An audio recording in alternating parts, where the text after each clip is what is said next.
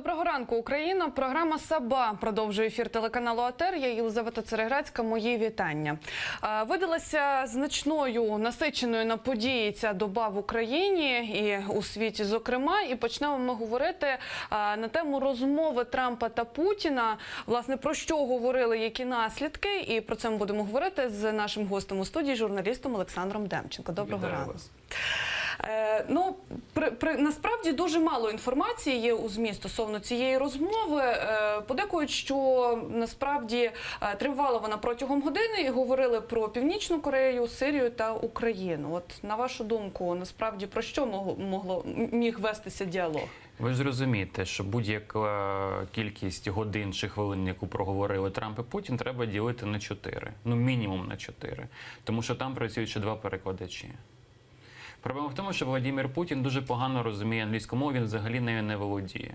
Для того, щоб він щось зрозумів, і щоб йому переклали Трампу потім те, що він сказав російською, повинні працювати перекладачі. Тому я взагалі не думаю, що важливо тут комунікувати з приводу того, а скільки годин чи хвилин проговорили президенти обох держав. Проблема в іншому. Я не думаю, що вони говорили про Україну. Я не думаю, що вони говорили про Північну Корею. Про Північну Корею тут дуже просто. Трамп з Сі Цзіньпінем, китайським президентом, вже поговорив про неї до зустрічі з Путіним за день, за два.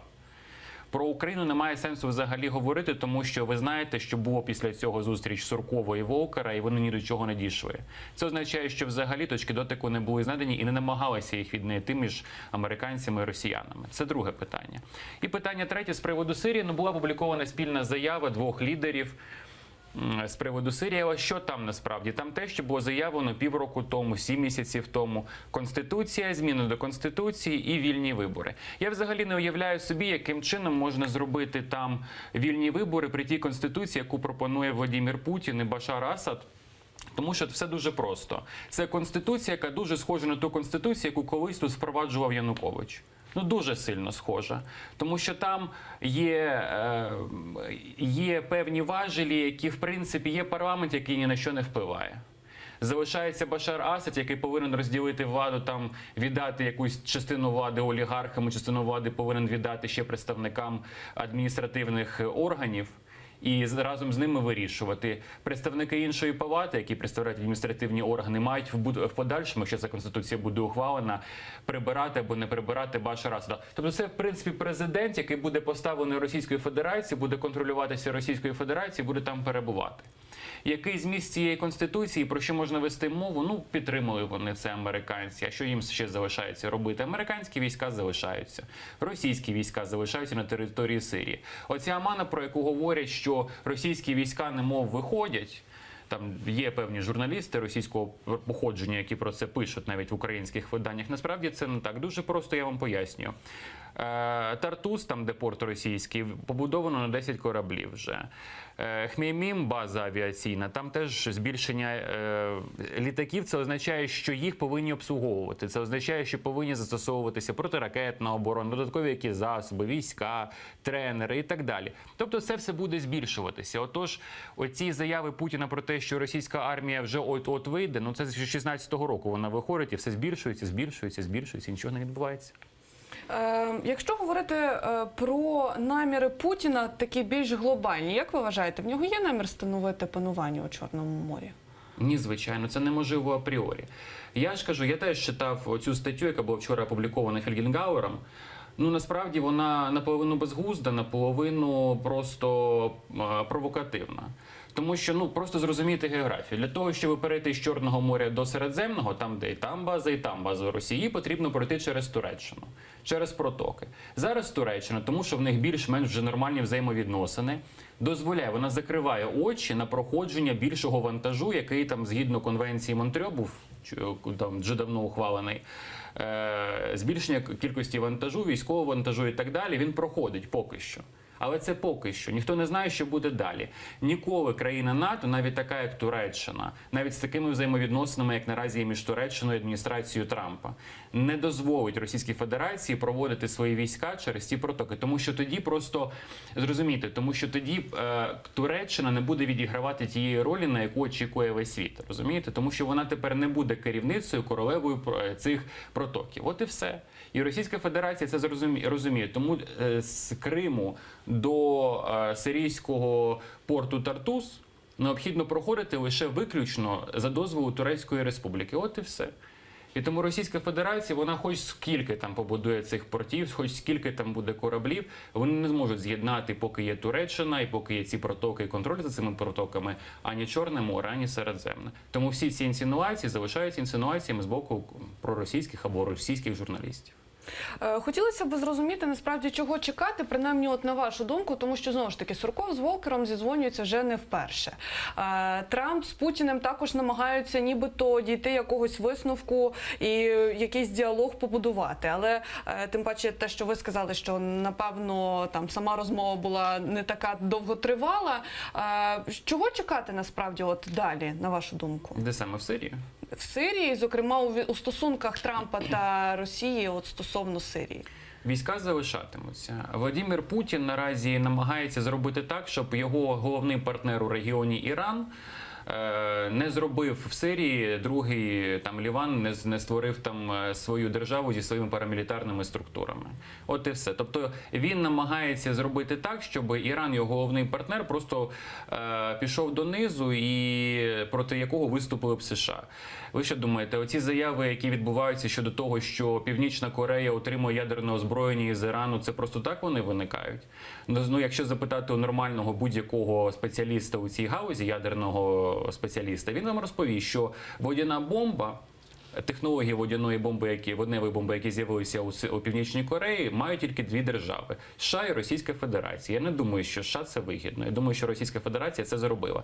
І вони тепер роблять все можливе для того, щоб показати, що Іран надав ці технології, для того, щоб проти Ірану були введені санкції, запроваджені санкції. Для чого це робиться?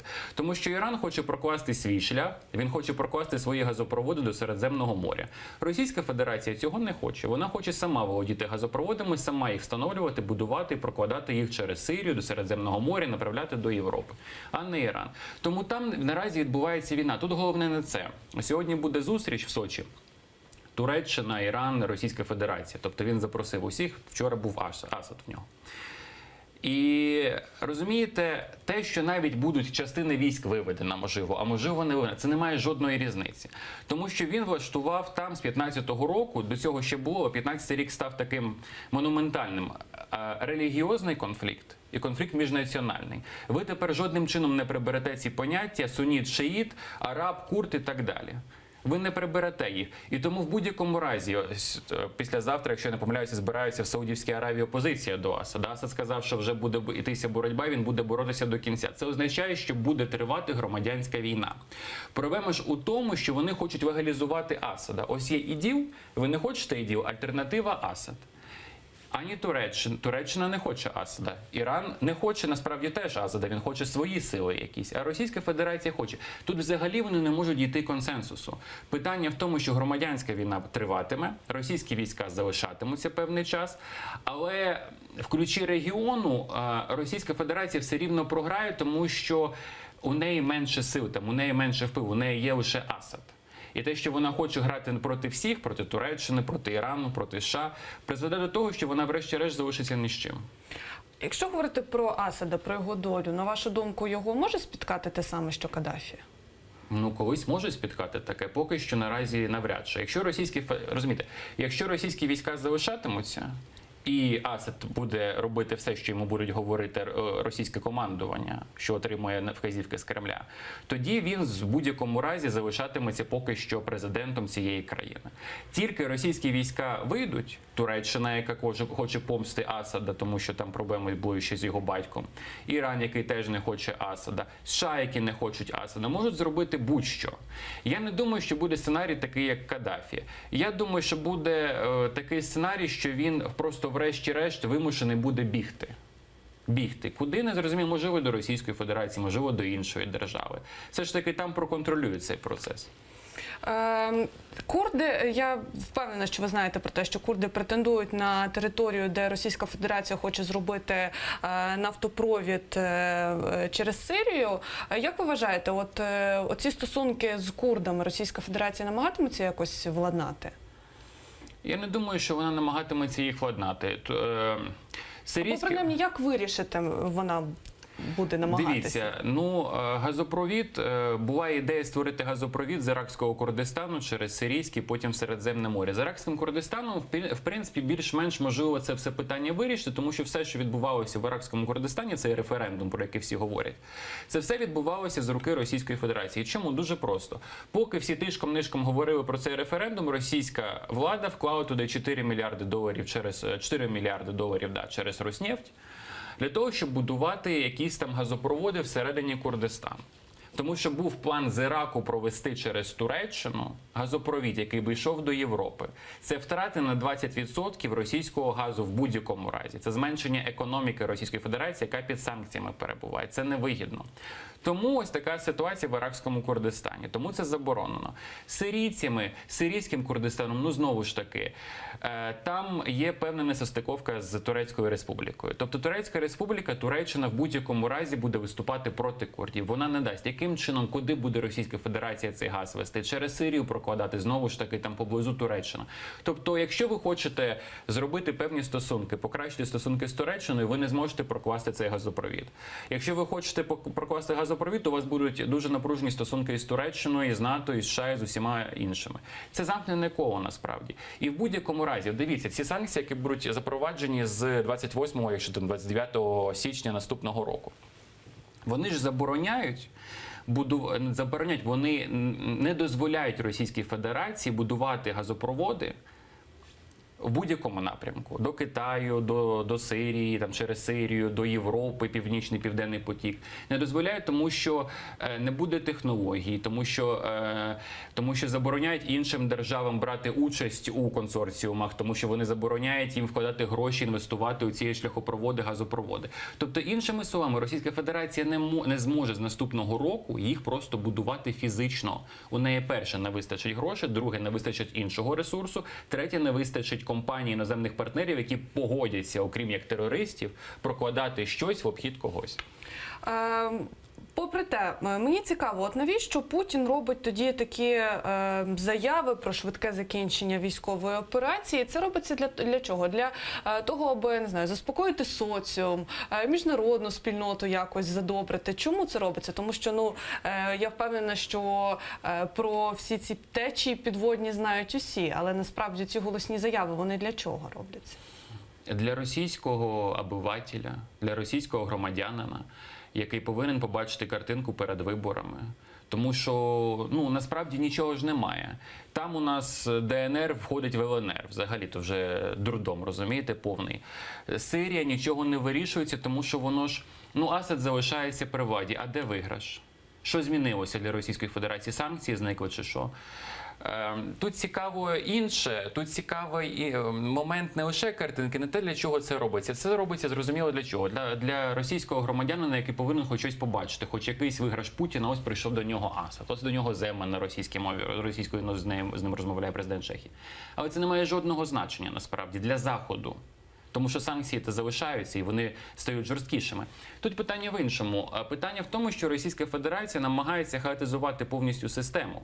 Вона намагається створити гарячі точки. Оці всі іділовці, оці всі терористи, які перебувають на території Сирії, Іраку, вони вже поступово перекочовують за допомогою російських військових через армію Рамзана Кадирова і спецпредставника Російської Федерації Богданова до Афганістану.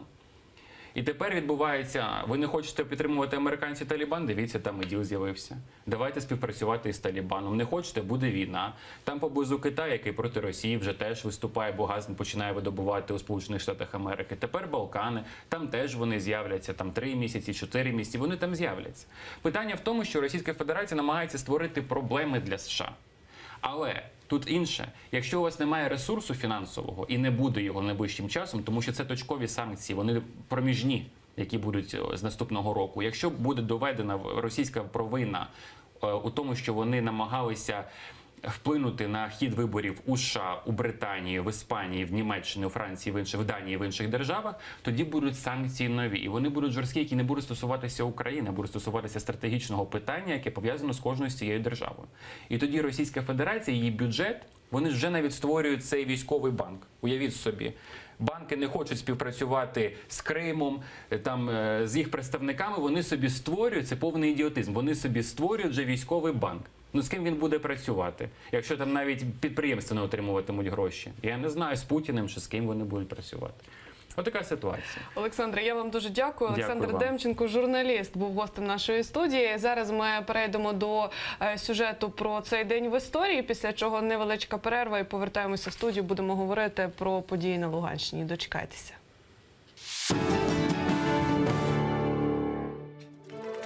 22 листопада 1906 року запрацювала Столипинська реформа. Ряд законодавчих актів, написані задля перерозподілу селянської земельної площі в Російській імперії та задля підвищення продуктивності сільського господарства.